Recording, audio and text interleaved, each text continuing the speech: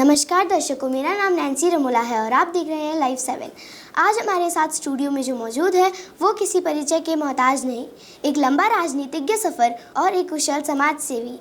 जी हाँ, हम बात कर रहे हैं श्री भगत सिंह कोश्यारी जी की। सर, आपका बहुत बहुत स्वागत है। तो चलिए आज की बातचीत को आगे बढ़ाते हैं और पूछते हैं कोश्यारी जी से उनके बारे में। सर, मेरा पहला सवाल आपसे ये है कि आपका एक बहुत लंबा राजनीति का सफ़र रहा है, तो आपका ये सफ़र कब और कहाँ से शुरू हुआ? देखिए, मैं मूलतः शिक्षक हूँ, पत्रकार हूँ और समाज सेवक हूँ।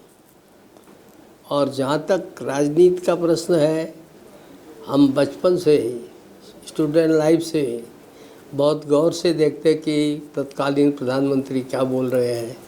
हमको अखबार तीसरे दिन मिलता था, क्योंकि वहाँ इतनी सर्विसेज थी नहीं पहाड़ में, तो तब भी हम पेपर पढ़ते थे। तो इसलिए हमारी जो अभिरुचि है वो हर चीज़ के बारे में जानना, विशेष करके राजनीतिक, सामाजिक, शैक्षिक के प्रारंभ से है। और राजनीति में चूँकि कॉलेज में हम छात्र संघ के महामंत्री रहे हैं, जनरल सेक्रेटरी रहे हैं, तो स्वाभाविक है किसी न किसी रूप में प्रारंभ से ही हमारे एक प्रकार की रुचि थी। तो सर, मेरा दूसरा क्वेश्चन आपसे ये है कि 21 साल पहले जब आप मुख्यमंत्री बने थे, तब के उत्तरांचल में और आज के उत्तराखंड में आपको क्या बदलाव नज़र आया है? देखिए, बदलाव ये प्रकृति का नियम है। Change is the law of nature. अभी तुम छोटी हो, फिर बड़ी हो जाओगी, फिर बड़ी हो जाओगी, फिर हमारी तरह से बूढ़ी हो जाओगे, हैं? तो इसलिए बदलाव हमेशा होता रहता है। पर मूलतः हमारा जो उत्तराखंड है ये देशभक्त लोग हैं। उत्तराखंड के लोग जहाँ जाते हैं वहाँ ईमानदारी के लिए जाने जाते हैं। उत्तराखंड के लोग ये माने जाता है कि हर फील्ड में, साइंस में, पत्रकारिता में, राजनीति में, जिस भी क्षेत्र में जाते हैं, सेना में, उस भी क्षेत्र में आगे जाते हैं। तो पिछले 21 वर्षों में जहाँ बहुत अधिक विकास हुआ है, सड़कें बन गई, बहुत चीज़ें बन गई, अस्पताल जगह जगह बने, मेडिकल कॉलेज बन गई। तब केवल एक प्राइवेट मेडिकल हो जाता, आज तो कितने सरकारी मेडिकल हो गए, पर प्राइवेट मेडिकल कॉलेज हो गए। इंजीनियरिंग कॉलेज, कुल मिला के कोर का एक इंजीनियरिंग कॉलेज होता था और एक हमारा रुड़की का यूनिवर्सिटी थी, बाद में मैंने उसको IIT बनाया हम लोगों ने। तो आज देखोगे तो यहाँ इतनी यूनिवर्सिटीज़ हैं कि कुछ तो वर्ल्ड रैंक की नहीं तो नेशनल रैंक की यूनिवर्सिटीज़ यहाँ पर चल रहे हैं।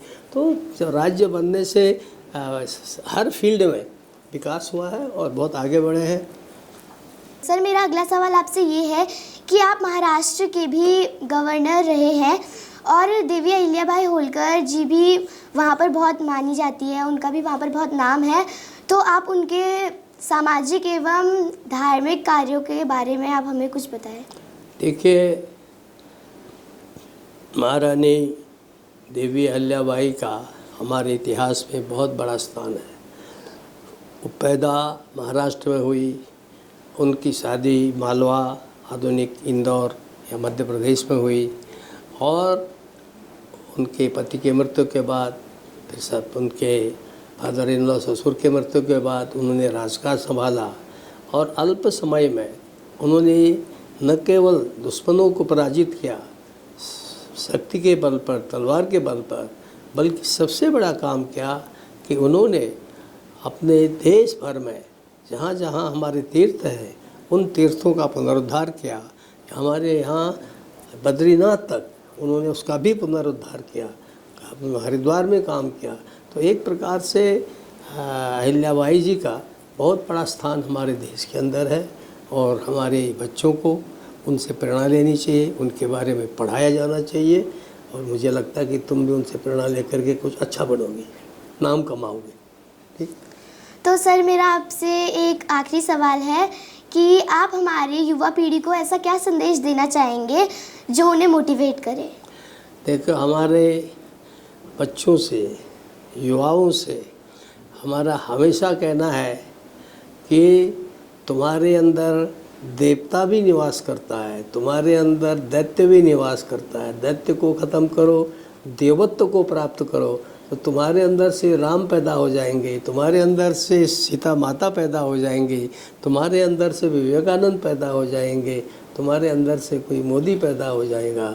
इसलिए सब बच्चों को हमेशा ये ध्यान रखना चाहिए। हमारी जो अच्छी चीज़ें हैं, अच्छी बातें हैं, हमारे देश का जो अच्छा इतिहास है, उसको सीख करके और हमेशा कोशिश करनी चाहिए, लक्ष्य होना चाहिए कि हमको खुद आगे बढ़ना है और अपने देश को दुनिया में सबसे आगे बढ़ाना है। ये लक्ष्य रखना चाहिए। सर, आपका बहुत बहुत शुक्रिया, आप हमारे स्कूल में आए और आपने मेरे सवालों के उत्तर वाह। दिए।